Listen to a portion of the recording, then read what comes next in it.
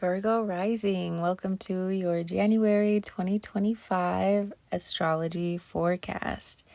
We come into the year with the sun in Capricorn, hitting your fifth house space of creativity, dating, and children, lighting up this area of your life and sending it some extra energy and attention. On January 2nd, Venus moves into Pisces, lighting up your seventh house of relationships and contracts.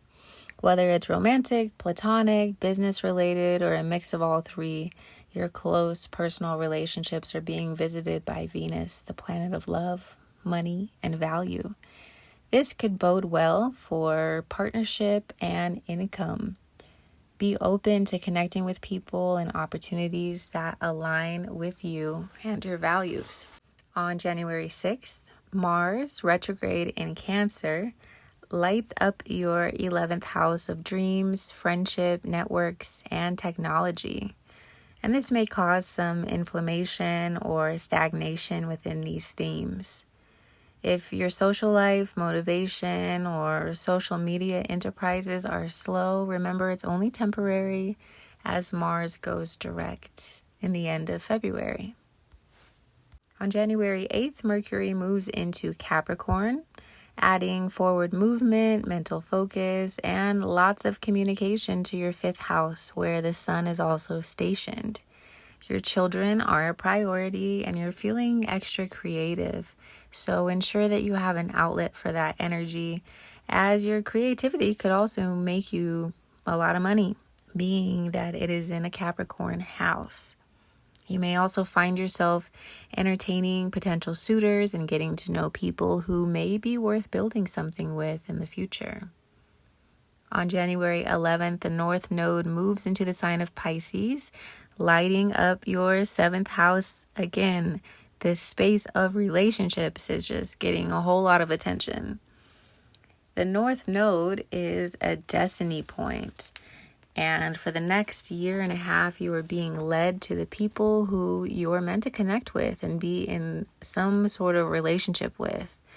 So marriage, business contracts, and significant encounters are likely to enter your life in ways that are fated and of no relation to your control. You're meant to anchor in your spirituality and flow in faith, knowing that the right people and opportunities will appear when it's time. So, in other words, this is not something you can force or control. On the same day, the South Node moves to your first house, the opposite of Pisces. So the South Node will be stationing in Virgo, asking you to let go of what you thought you knew about yourself and to remain open to new ways of being. As your first house, this is your identity. The South Node wants you to forget about who you thought you were and explore new aspects of yourself. So you may be reinventing your style, making physical changes to your body or your wardrobe, and learning to let go of perfectionism when it comes to your identity. Overthinking is traded for acceptance of self, and we're seeking a balance between self-sufficiency and connection and trust within your relationships. On January 13th, the moon is full in the sign of Cancer, illuminating your 11th house of dreams, networks, technology, and friendship. You may become more aware of the people in your circle and of your chosen family. You have the opportunity to see who and what is important to you and who is important for you to connect with, while finding new, innovative, or out of the ordinary ways to connect with them. This moon sextiles Uranus and Taurus, lighting your ninth house space of long-distance travel, philosophy, teaching and learning, perhaps inviting unexpected trips. Maybe you take a new course or teach a new course, or perhaps just come to some sort of realization that impacts your plans around these ninth house themes. On the 19th, the sun moves out of the sign of Capricorn and into Aquarius, again energizing your sixth house of daily routines, work, and health. It's great for getting back on top of what makes you feel good, and this is likely going to include other people, friends, and the internet in some capacity. On January 27th, Mercury then joins the sun. So Mercury and the sun are never too far apart. With Mercury joining the sun in Aquarius in your sixth house, you are likely to feel more communicative, sharp-minded, and focused on your work, your routines, the service that you provide to the world, your health, and to the things that make you feel good. On January 29th, the moon joins the sun for the new moon in the sign of Aquarius, putting even more light, even more energy into this sixth house space. New moons are the perfect time for you to set your intentions around all of your routines, your health, wellness, and work. It's important too to remember that Pluto moved into this sign at the end of 2024, where it began its 20-year transit through the sign of Aquarius, which happens to be your sixth house. So there is this intense focus on what you're doing with your life on a daily basis. What routines are you maintaining? What health regimen are you sticking to? How focused are you on your wellness? How much do you resonate with the work that you're doing every day? How can you serve yourself and your community? These are all questions that this Pluto and Aquarius transit is going to be answering with you over the next couple of decades. So this new moon brings us an opportunity to get serious about these themes and to really think about, how can I innovate? How can I restructure and think outside of the box when it comes to these very important themes? And finally, on January 30th, Uranus, the ruler of Aquarius, goes direct in the sign of Taurus, bringing some more surprises in your ninth house space of travel, court, teaching and learning, and higher education. This transit isn't over until 2026, so embrace innovation and sudden change. So my Virgo risings, your tarot cards for this month are really interesting. The first one out is the Nine of Cups.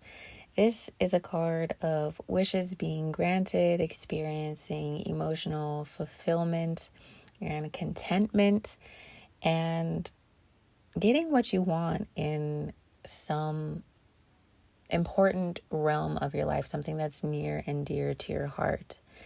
Then we have the Four of Swords, and this starts a trail of swords here. The Four of Swords representing the need to be still, to meditate, to reflect on the things in your life that bring you value, that bring you joy, and to also look at the things that don't. Sometimes we need to examine the ways that we are trying to force the universe's hand, and instead take a couple steps back and allow your mind to rest. You cannot think your way out of anything here, especially as we get deeper into 2025, but primarily just for January. And with that nodal shift, the nodes moving into Pisces and away from Virgo, the way we have always done things, and I say we because I'm also a Virgo rising, needs to change. It's not about thinking ourselves out of or into a certain situation. It's more about releasing the past and flowing with the new trajectory of our lives.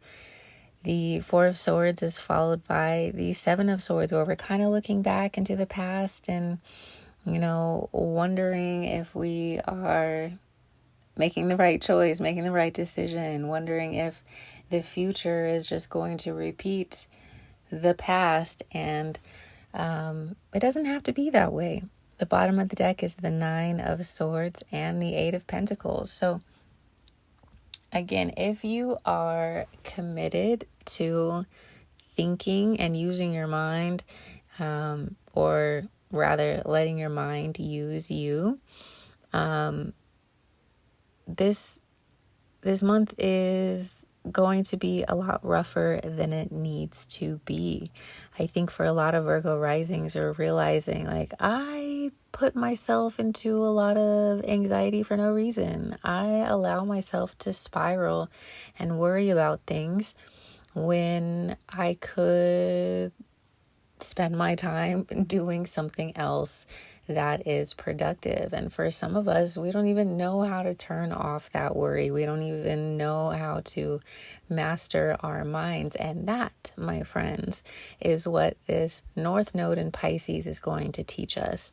How to choose faith over fear, how to rewrite our stories, rewrite our destinies, to make new choices, to create new habits, and to stop repeating the past. A lot of Virgo risings are stuck in karmic cycles, and I use the word karmic lightly here, but we're stuck in cycles, meeting the same types of people and the same types of relationships and the same types of situations because we haven't learned. We haven't learned that the past does not have to dictate the future. Some of the Virgo risings out there need better boundaries, and need more practice with meditation. This is a good month to get into your spiritual life, and in terms of learning how to master your mind. So get into your guided meditations, get into the law of assumption, get into all of these mental exercises where you are actively working to rewrite your internal narrative, to silence your inner critic, and really just be present in the moment with the things that are good. Some of us in January receive big blessings, and then now comes the worry, now comes the anxiety, now comes the, okay, well, what if this happens? What if this thing leaves me? What do I do without it? And it taints the goodness that is there. So January is a month for us to get in touch with the things that we desire, while also doing that mental work of letting the past go, letting the story go, so that you can experience something new in the place of the past. You have to trust that what is coming is better than what has gone. And I hope you lean into that. If you haven't heard of the law of assumption, let me know in the comments. I'll leave you some more resources around that. But being that Virgo rising is ruled by Mercury, it is so important for Virgo to master their minds. And I think that is a lot of what these cards are talking about for the month of January. So I hope this helps you. I'm intending that it does. Keep me posted.